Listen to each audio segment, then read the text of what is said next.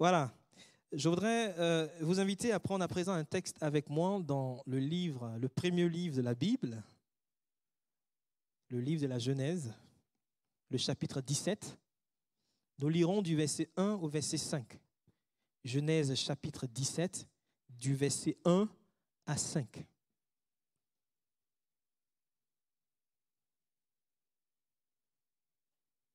Je vous laisse le temps de chercher.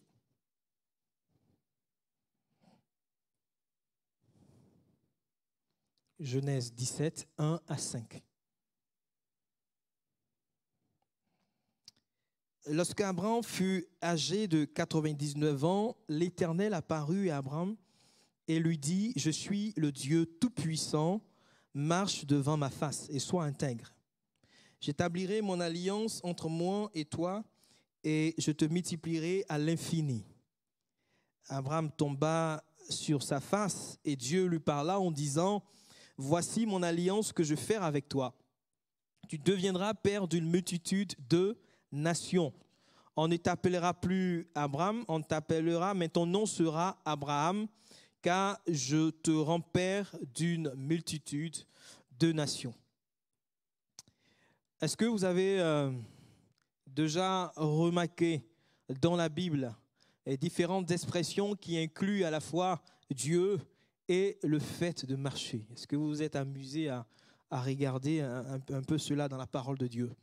De mon côté, j'ai relevé au moins 4 expressions qui vont dans ce sens. Bien sûr, dans la parole de Dieu, il y a plusieurs autres expressions avec le verbe marcher, comme marcher en Christ, marcher selon l'esprit, ou encore marcher dans la lumière. Mais ici, je mets plutôt l'accent sur ces expressions qui associent en quelque sorte le verbe marcher à Dieu, en particulier dans l'Ancien Testament.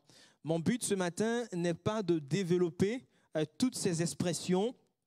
La méditation que je vous propose ce matin portera uniquement sur l'une de ces expressions. Il s'agit notamment de l'expression que nous retrouvons dans le texte que nous avons lu, marcher devant Dieu. Ou plus exactement, marcher devant la face de Dieu. Et c'est mon thème ce matin.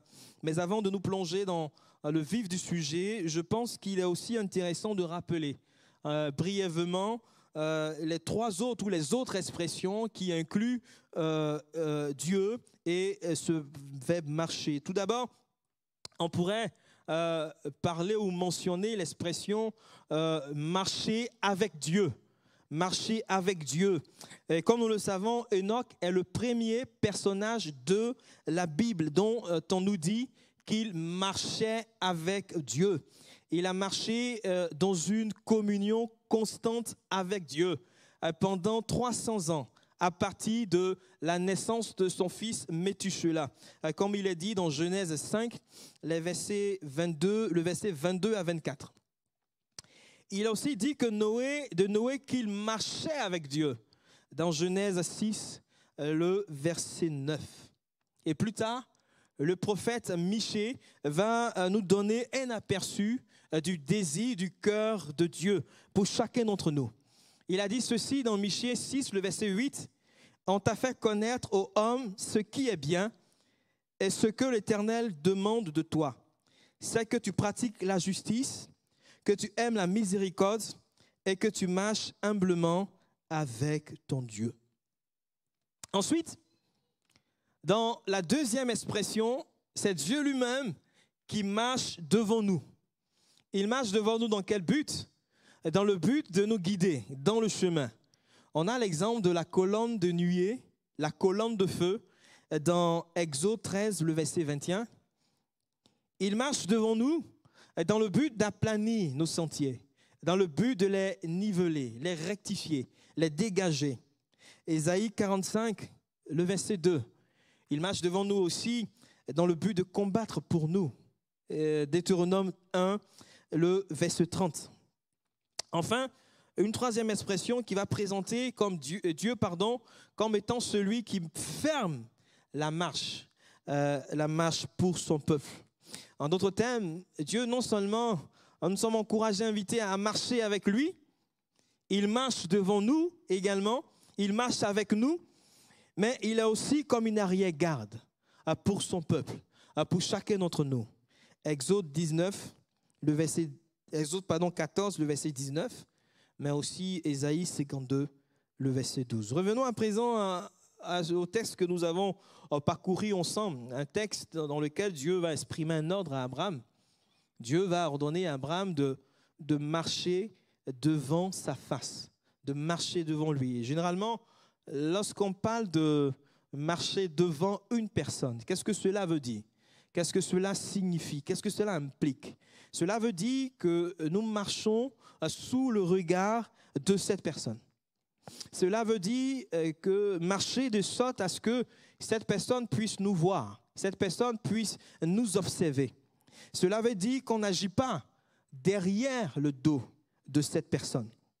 Lorsque cette expression est appliquée à Dieu, elle renvoie donc au fait de mener notre vie sous le regard de Dieu.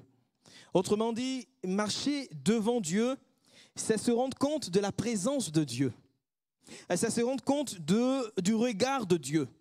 Il n'y a absolument rien à cacher, il n'y a aucun secret.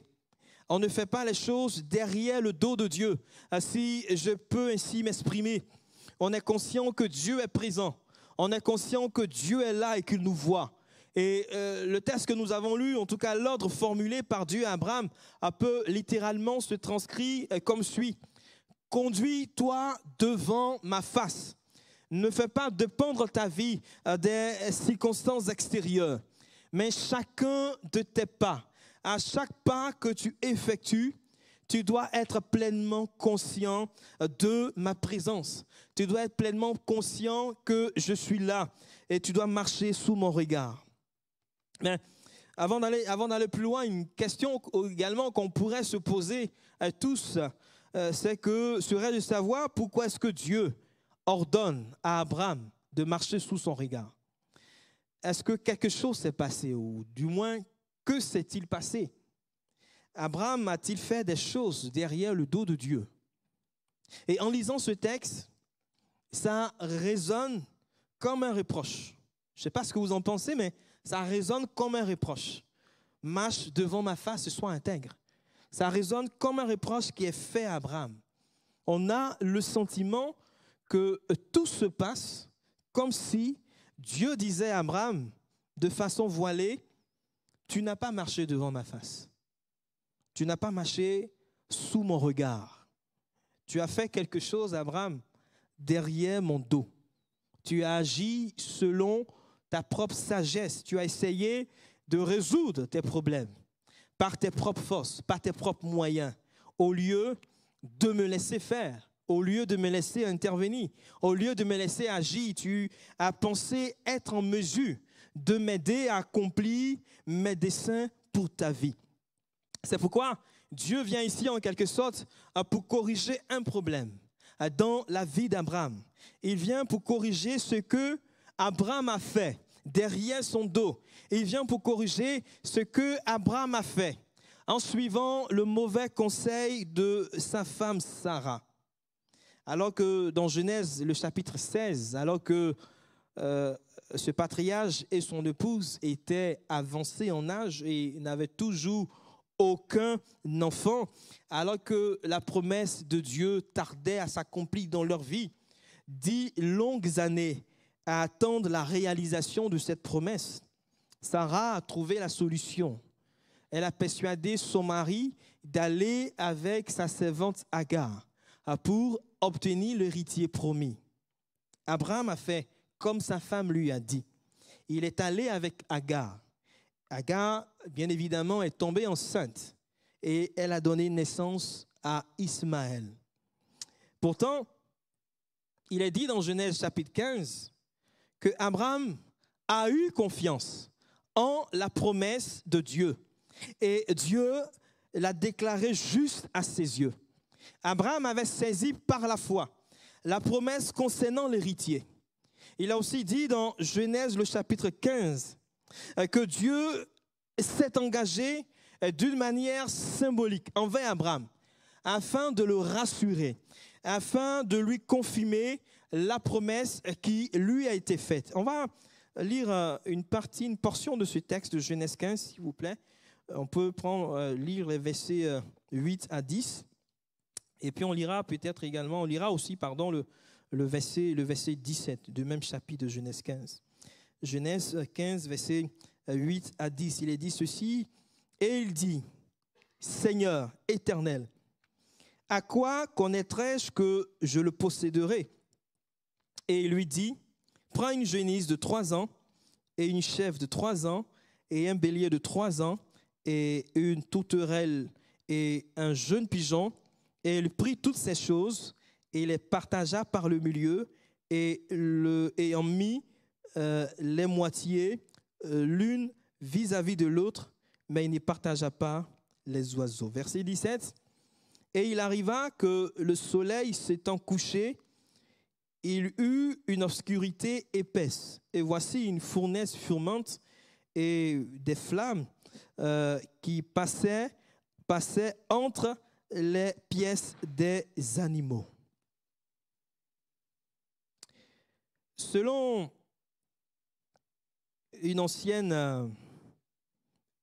coutume orientale ancienne, il était d'usage de sceller une alliance par un serment qui engageait les parties contractantes.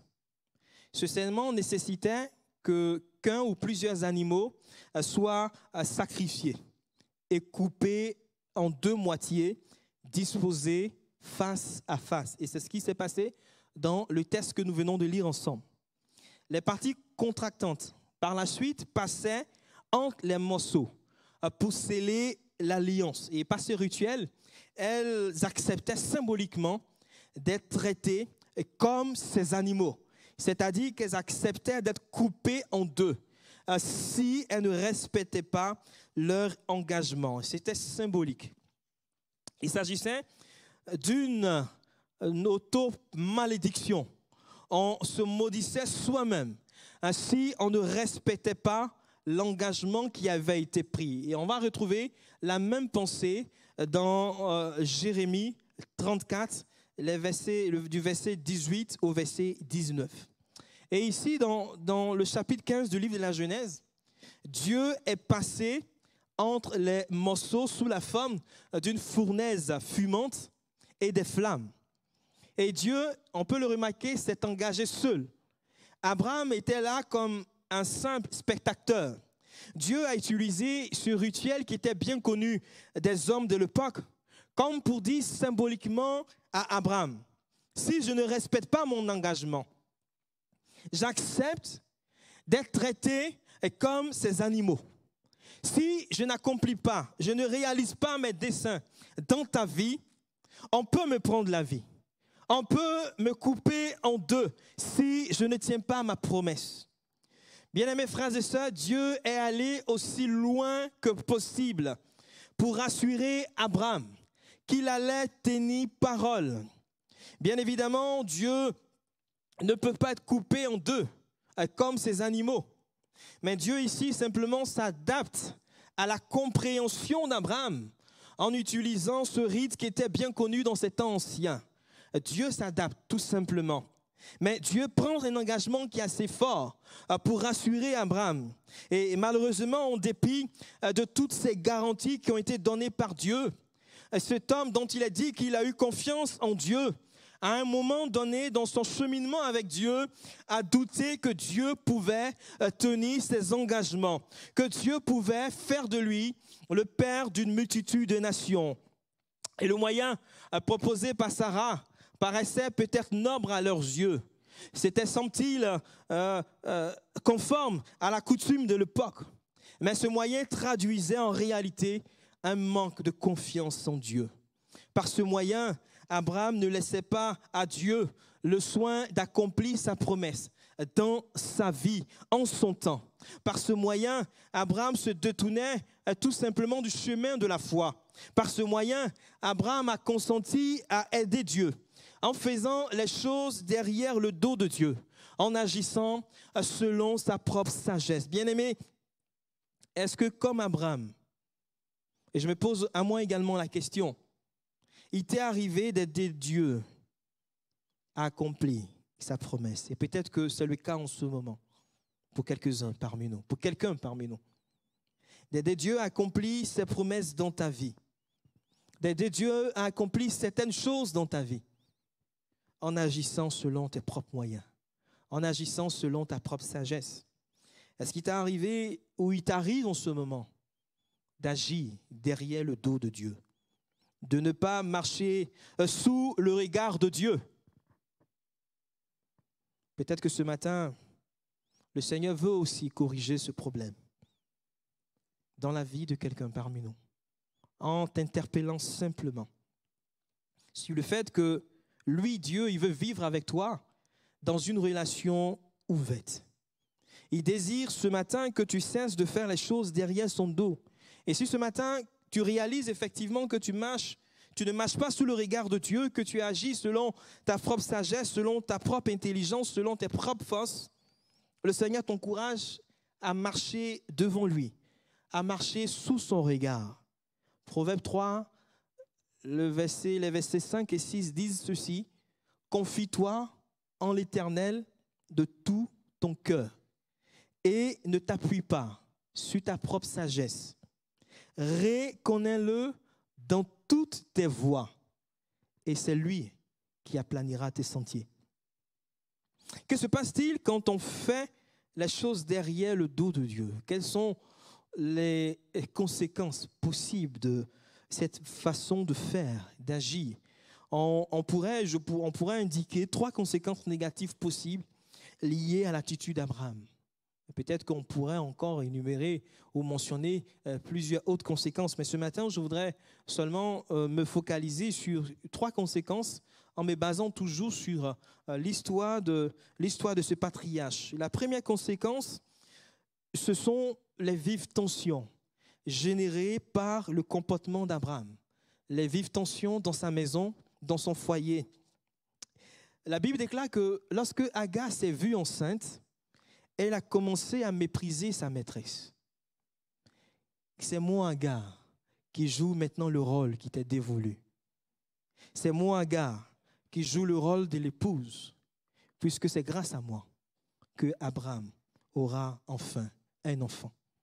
J'imagine Agar en train de passer tous les jours devant Sarah avec son ventre à 1 mois de grossesse, à 2 mois, à 3 mois, etc.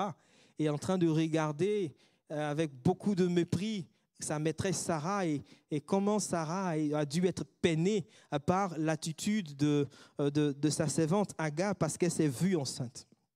Et je crois que ce mépris d'Agar n'a pas été du tout anticipé par Sarah lorsqu'elle a cherché une solution à sa stérilité. Et quand on lit les textes de la parole de Dieu, on voit que Sarah va faire retomber sur Abraham la responsabilité de ce problème, en lui demandant d'intervenir pour établir l'ordre dans la maison. Abraham fait quelque chose pour restaurer la relation maîtresse et servante. Et qu'est-ce qu'Abraham a fait à son tour? Abraham, à son tour, a retourné cette responsabilité sur Sarah. Il lui a dit: ta servante est en ton pouvoir. Fais d'elle ce que tu veux. Traite-la comme tu veux. Agis envers elle comme tu le souhaites. La Bible déclare que la pauvre servante a été tellement maltraitée qu'elle s'est enfuie de la maison avec dans son sein un enfant qu'elle attendait. On pourrait même s'étonner qu'un homme comme Abraham ait permis à une femme qui avait été amenée à avoir des relations avec lui d'être chassée de sa maison sans se préoccuper et sans se soucier de son état. Un état qui exigeait des soins, un état qui exigeait une attention toute particulière. Bien-aimés, lorsqu'on ne marche pas sous le regard de Dieu, cela peut conduire à des troubles, cela peut conduire à des tensions, cela peut conduire à une perte de repères, à une instabilité dans plusieurs aspects de notre vie. Agar, plus tard, est revenue. je passe les étapes, l'histoire est assez longue, mais vous pouvez lire ça vous avez Genèse, je me base ce matin plus sur Genèse 15, Genèse 16 et Genèse également le chapitre 17. Donc plus tard, Agar est revenue dans la maison d'Abraham. Et il est dit que plusieurs années après, son fils Ismaël s'est moqué d'Isaac, le fils de Sarah. Et ça déplut à Sarah. Agar et son fils ont été définitivement chassés de la maison d'Abraham. Je ne sais pas, les pères qui sont ici, ou même les mamans également, en tant que père, voir son enfant comme ça partir, ça peut être une expérience assez douloureuse. J'imagine que dans le cœur d'Abraham, il y a eu certainement une profonde tristesse, une grande amertume dans son cœur de voir son enfant partir ainsi. Ça a été un déchirement dans son cœur. Bien-aimés, ne pas marcher sous le regard de Dieu peut nous plonger également dans une profonde tristesse, dans une grande amertume. Et je voudrais ici ouvrir une parenthèse. C'est un point assez intéressant, mais compte tenu du temps, je ne pourrais pas le développer, mais je pense que vous pouvez, pour ceux qui aimeraient bien poursuivre cette réflexion, dans cette réflexion, je veux ouvrir cette parenthèse pour dire qu'on peut établir une correspondance intéressante entre cette tension qui existait d'une part entre Agar et Sarah, et également d'autre part entre le conflit qui existe entre la chair et l'esprit, comme il est dit dans l'épître de Paul aux Galates. Par ailleurs, toujours dans Galates, mais cette fois-ci le chapitre 4, l'apôtre Paul va présenter Agar et Sarah comme deux alliances. Et à partir de là, il va tirer certaines vérités spirituelles importantes, des enseignements importants pour nous aujourd'hui. Donc je vous encourage après chez vous, tranquillement, à reprendre tous ces textes et à faire un peu cette étude comparative entre cette histoire, cette tension entre Sarah et Agar, le conflit entre la chair et l'esprit, et ces deux femmes, en fait, qui représentent finalement deux alliances et les enseignements qui en découlent. La deuxième conséquence, c'est la rupture de la communion ou encore des relations. 13 années se sont écoulées entre les événements du chapitre 16 et ceux du chapitre 17. C'est-à-dire entre la naissance d'Ismaël, fils d'Agar, intervenu lorsque Abraham avait 86 ans, et le fait que Dieu apparaisse à nouveau à Abraham au chapitre 17, comme nous l'avons lu, où Abraham, cette fois-ci, avait 99 ans. Lorsqu'on fait la différence entre 99 et 86, je pense que si on est bon, on tombe sur 13. Donc 13 années qui se sont écoulées entre ces deux événements. Le Saint-Esprit a comme passé sous silence ces 13 ans. Et pendant toutes ces 13 années, il semble qu'Abraham n'ait reçu aucune visite de Dieu. En tout cas, il n'est rien dit, absolument rien dit à ce sujet. 13 années où Dieu semble avoir été silencieux dans la vie d'Abraham. Nous ne trouvons aucune trace d'Abraham faisant quelque chose de mémorable pendant ce temps, ou encore ayant une seule rencontre avec Dieu. Bien-aimés, lorsque nous ne marchons pas sous le regard de Dieu, lorsque nous faisons les choses derrière le dos de Dieu, il peut y avoir une rupture dans notre communion, dans notre relation avec Dieu. Lorsque nous ne marchons pas sous le regard de Dieu, il arrive tout simplement que Dieu nous refuse la lumière de sa face, que Dieu nous refuse la lumière de sa présence. Et là, encore une fois, je me permets d'ouvrir cette parenthèse, et pour vous encourager peut-être à aller un peu plus loin sur ce point, parce qu'on ne pourra pas le développer, pour dire qu'il est également possible d'établir un lien, une correspondance entre Genèse chapitre 16, donc ce que nous disons là depuis ce matin, c'est-à-dire Sarah qui va persuader son mari d'aller avec sa servante Agar, et Genèse le chapitre 3, où cette fois-ci c'est Ève qui va manger du fruit de l'arbre de la connaissance du bien et du mal, et qui va le proposer également à son mari, à Adam, et qui va en manger. Et ces deux récits vont aboutir à la même conclusion, à savoir la rupture de la communion avec Dieu, la rupture des relations avec Dieu. Donc c'est intéressant également, je pense, de pouvoir examiner en parallèle ces deux textes. On ne pourra pas le voir ensemble ce matin. La troisième conséquence, c'est que pendant ces 13 années, Abraham a comme fini par se contenter de son seul fils, Ismaël, au point de ne plus désirer une autre descendance, notamment par Sarah, l'épouse légitime. Auparavant, lorsque Abraham n'avait aucun enfant, aucun héritier, on peut imaginer qu'Abraham était certainement poussé à prier continuellement le Seigneur, à chercher sa face. Seigneur, accomplis ta promesse.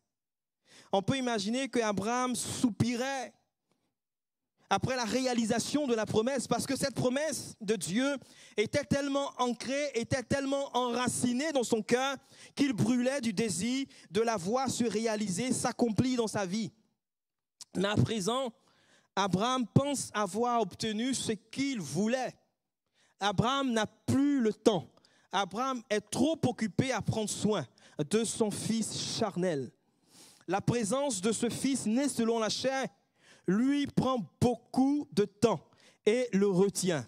En raison de la présence de ce fils charnel, Abraham est comme empêché d'incliner son cœur devant Dieu afin de réclamer à Dieu, de réclamer à Dieu la descendance spirituelle qui lui avait été promise. Abraham a perdu de vue que la réalisation de la promesse, l'accomplissement de la promesse doit passer par Sarah. C'est pourquoi c'est intéressant de voir également ces deux dames comme deux alliances. Agar d'un côté et Paul l'explique très bien dans le chapitre 4 de son épître aux Galates. Abraham a même osé faire une autre proposition à Dieu. Dans Genèse 17, le verset 18, il a dit ceci. « Oh, qu'Ismaël vive devant ta face.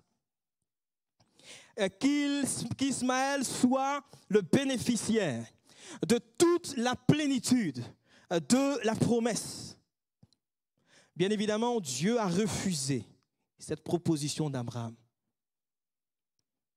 C'est pas Sarah qu'il allait accomplir la plénitude de la promesse. Ce n'est pas par Ismaël, mais par Sarah. Et c'est ce problème qui devait être réglé. Et Dieu va le régler de cette manière. Bien-aimés, lorsqu'on ne marche pas sous le regard de Dieu, lorsqu'on ne marche pas devant Dieu, lorsqu'on fait les choses derrière le dos de Dieu, on tend à s'attacher plus facilement au charnel plutôt qu'au spirituel, au terrestre plutôt qu'au céleste, aux choses d'en bas plutôt qu'aux choses d'en haut. Les choses charnelles occupent tellement notre temps au point où on est comme empêché par ces choses de nous tenir continuellement dans la présence de Dieu, de marcher dans sa présence, de chercher la face de Dieu, d'avoir un cœur qui soupire sans cesse aux choses spirituelles, un cœur qui veut voir la gloire de Dieu se manifester, un cœur qui veut voir des âmes être sauvées, un cœur qui veut voir l'œuvre de Dieu avancer, un cœur qui veut voir des hommes et des femmes être délivrés de l'esclavage du péché. Notre cœur est moins sensible aux choses de Dieu, aux choses spirituelles, est moins sensible au Saint-Esprit. Il y a un désintérêt pour les choses spirituelles. Je ne sais pas si vous serez d'accord avec moi ou pas, mais l'une des choses que j'apprécie énormément dans la parole de Dieu, c'est qu'elle ne passe pas sous silence certains événements, comme ce qui s'est passé ici dans la vie d'Abraham. La Bible nous parle très souvent de ce qui a été bien dans la vie de certains personnages bibliques, mais aussi de ce qui a été moins bien. David est appelé l'homme selon le cœur de Dieu. En même temps, la Bible ne passe pas sous silence son adultère avec Bathsheba, et également le maître du riz.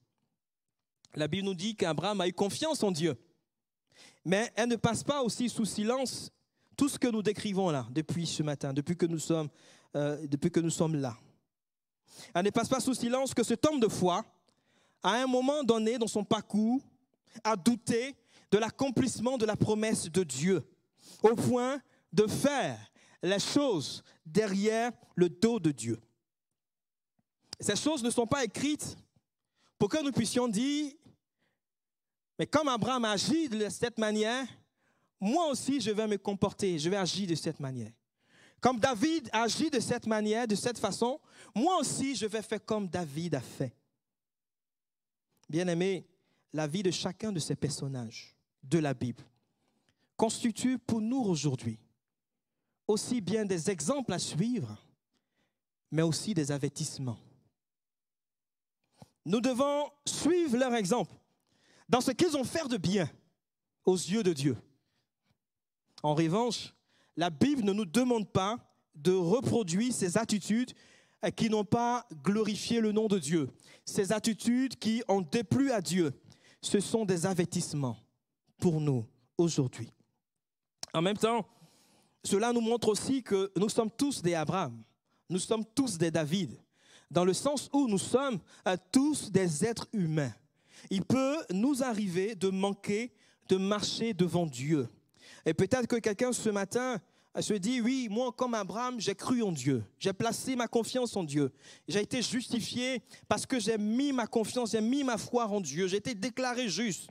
Mais à un moment donné, dans ma vie, je me suis arrêté. J'ai arrêté de marcher sous le regard de Dieu. Et ça fait longtemps que cela dure. Ça fait longtemps que je ne marche plus sous le regard de Dieu. Ça fait longtemps que ces choses se passent dans ma vie. Ça fait longtemps que je marche selon ma propre sagesse, que je fais les choses derrière le dos de Dieu. Est-ce que le Seigneur peut encore accepter que je marche à nouveau devant lui, que je marche à nouveau devant sa face?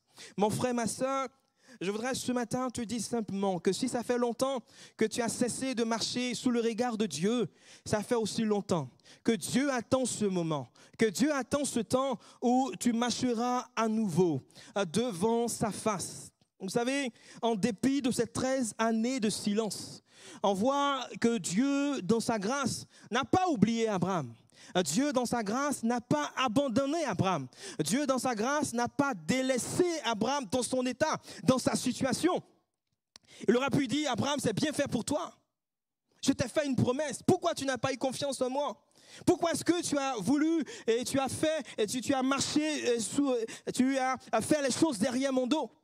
Pourquoi est-ce que tu n'as pas eu confiance en moi? Pourquoi est-ce que tu as cessé de marcher sous mon regard?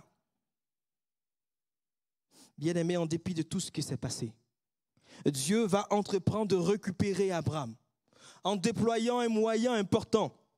Dieu a pris l'initiative de sortir Abraham de son état, Abraham de sa condition, un état dans lequel il semblait s'attacher aux choses charnelles plutôt qu'aux spirituelles, un état dans lequel il perdait de vue que la descendance spirituelle devait passer par Sarah.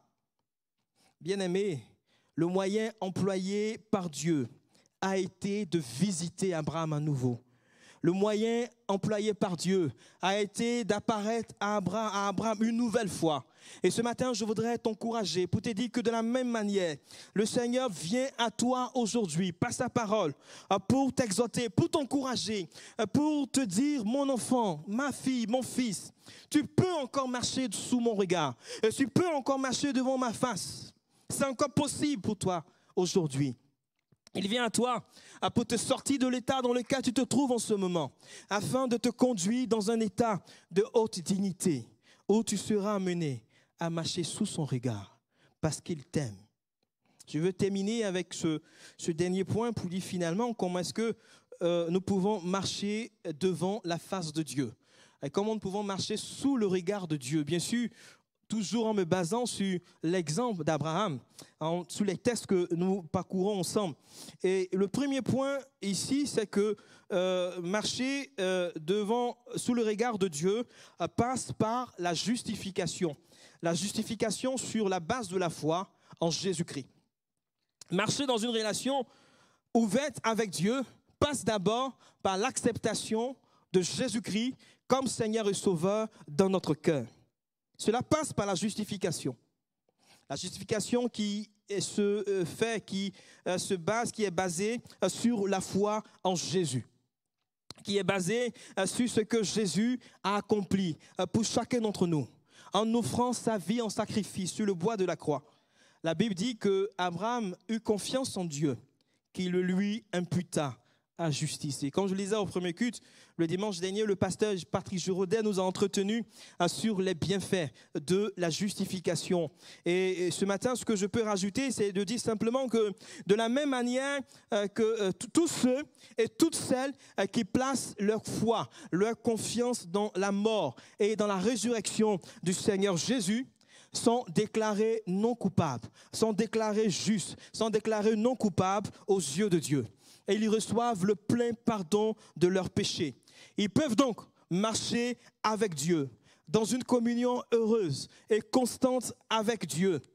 Ils peuvent ainsi se placer sous le regard de Dieu, sous le regard de celui devant qui toutes choses sont nues et découvertes. Ensuite, marcher devant Dieu passe également par le fait d'avoir un cœur intègre et par la nécessité d'être de vrais adorateurs. La marche devant Dieu n'est véritable que lorsqu'elle est sans réserve et sans condition. Et c'est pourquoi, dans le texte que nous avons lu, Dieu a ajouté ceci. Marche devant ma face et ensuite sois intègre. Le mot intègre signifie que le cœur n'est pas divisé. Le cœur n'est pas partagé. Le cœur est entier. Le cœur est tout entier au Seigneur. Bien-aimés, Dieu exige de nous non seulement un dévouement personnel, mais aussi une relation ouverte, sous son regard bienveillant. En outre, lorsque Dieu est à nouveau apparu à Abraham, quelle a été l'attitude d'Abraham? Son attitude, dans un premier temps, a consisté à tomber sur sa face. On pourrait voir là une attitude d'adoration. Comme Abraham, c'est devant Dieu que je veux me prosterner. Comme Abraham, c'est Dieu que je veux adorer. Je veux être un adorateur qui adore Dieu en esprit et en vérité. Bien-aimés frères et sœurs, seul Dieu est digne de notre adoration. Dieu est le seul à mériter. Il est le seul à avoir droit à notre adoration. Et ce matin, je désire que tout mon cœur, que toute ma vie, que tout dans ma vie, tout ce que je fais, tout ce que je suis, soit sans cesse aux yeux de Dieu un acte d'adoration. Je désire que tout ce que je fais glorifie le nom de Dieu. Apocalypse 4:11 nous dit ceci. Tu es digne, notre Seigneur et notre Dieu, de recevoir la gloire et l'honneur et la puissance, car tu as créé toutes choses et c'est par ta volonté qu'elles existent et qu'elles ont été créées. Le véritable adorateur va toujours rechercher la volonté de Dieu et va se soumettre à la volonté de Dieu. 1 Samuel, le chapitre 23, nous dit de David qu'il consulta l'Éternel. Bien-aimé, le véritable adorateur ne va pas agir selon sa propre sagesse. Lorsque l'accomplissement de la promesse tarde, dans l'attente de la réalisation de cette promesse, le véritable adorateur se dit simplement ceci. Si le Seigneur n'a pas permis que l'enfantement arrive jusqu'à maintenant, si le Seigneur n'a pas permis que le travail arrive jusqu'à maintenant, si le Seigneur n'a pas permis que le mariage, que le mari arrive jusqu'à maintenant, si le Seigneur n'a pas permis que telle ou telle chose arrive jusqu'à aujourd'hui, si le Seigneur n'a pas permis qu'une porte s'ouvre par rapport à mon problème jusqu'à maintenant, il le permettra certainement en son temps, en temps voulu, selon sa parole. Parce que Dieu fait toutes choses bonnes en son temps. C'est pourquoi je veux lui faire confiance, totalement confiance. Et je ne veux pas chercher à aider Dieu en agissant selon ma propre sagesse. Je termine pour dire que finalement, un dernier point pour comment marcher devant la face de Dieu, cela passe également par le fait de placer sa confiance en Dieu. Le véritable adorateur ne manque pas de placer sa confiance en Dieu. Marcher devant la face de Dieu passe par cela. Dans le texte que nous avons lu, Dieu prend le soin de se présenter à Abraham comme étant le Dieu tout-puissant. Je suis le Dieu tout-puissant, marche devant ma face et sois intègre. Peut-être que devant ta situation, devant un problème, tu estimes qu'il est impossible que tu puisses t'en sortir. C'est pourquoi as-tu entrepris d'aider Dieu, comme Abraham et Sarah, en agissant selon ta propre sagesse, en faisant les choses derrière le dos de Dieu? Je suis ce matin au grand regret de te dire, de t'annoncer que tu ne peux pas aider Dieu parce qu'il est le Dieu tout-puissant. En hébreu, l'expression tout-puissant est transcrite par El Shaddai. Et dans ce nom hébraïque de Dieu, le thème El signifie Dieu. Et en ce qui concerne le thème Shaddai, il est parfois compris comme étant un thème composé de Sha, désolé pour la prononciation, qui signifie celui qui, et de Dai, qui veut dire suffit. En d'autres termes, ce nom hébraïque de Dieu, El Shaddai, signifierait le Dieu tout suffisant, ou encore celui qui suffit à tout. Bien-aimé, notre Dieu est le Dieu El Shaddai. Et nous voulons ce matin le croire de tout notre cœur, qu'il est le Dieu tout suffisant. Il suffit à tout ce dont mon âme a besoin. Il est tout suffisant pour me sortir de mon problème, de ma difficulté. Il n'a pas besoin de mon aide parce qu'il suffit à tout. Ce matin, quel est ton problème? Et quel est ton besoin? Est-il grand? Est-ce que ce problème te paraît insurmontable? Le Seigneur te rappelle ce matin qu'il est le Dieu El Shaddai, le Dieu tout suffisant. Il est tout suffisant pour accomplir ses promesses, ses projets, ses desseins dans ta vie. Il est tout suffisant pour sauver. Il est tout suffisant pour pardonner, pour délivrer, pour restaurer, pour guérir. Il est tout suffisant pour bénir. Il est le Dieu El Shaddai. Il est l'être tout puissant et tout suffisant qui dirige le cours des événements et il les fait concourir à ton bien, à l'accomplissement de ses desseins dans ta vie. C'est pourquoi le Seigneur ce matin t'encourage simplement en te disant: mon enfant, mon fils, ma fille, marche devant ma face, marche sous mon regard. Ne fais pas les choses derrière mon dos. Sois intègre. N'agis pas selon ta propre sagesse. Place simplement ta confiance en moi.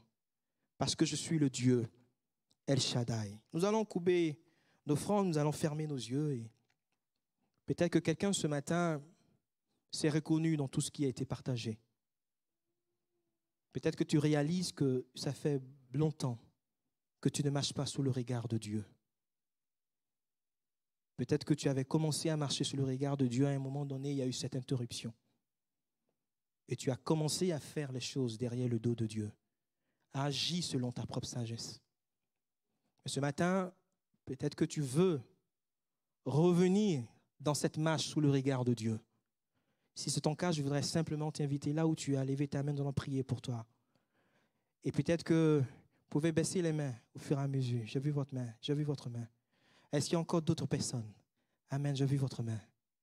Est-ce que peut-être quelqu'un simplement se dit, réalise que bon, moi depuis longtemps même, je ne marchais pas déjà devant sous le regard de Dieu, mais ce matin j'ai compris que cela passe d'abord par la justification, sur la base de la foi, dans le sacrifice que Jésus-Christ a accompli pour moi à la croix.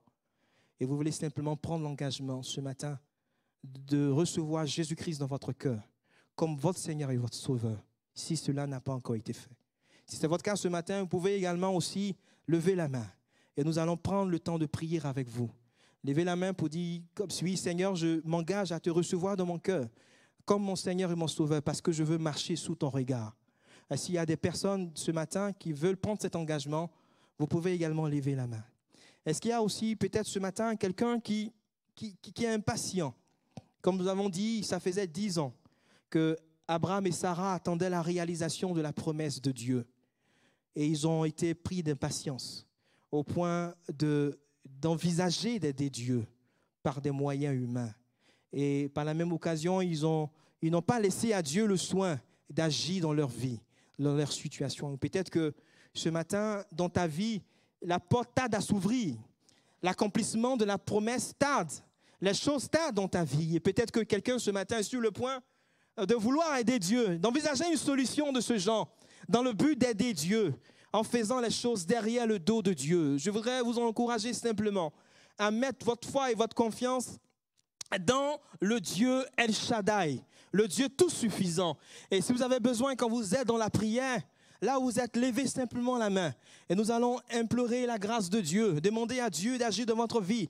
Amen, j'ai vu votre main. Est-ce qu'il y a encore d'autres personnes qui ce matin veulent dire, oui Seigneur, moi, je veux placer ma foi dans toi, dans ce Dieu El Shaddai, me placer ma foi en toi, parce que je sais que tu es le Dieu tout suffisant. Seigneur, ce matin, je voudrais bénir ton merveilleux nom.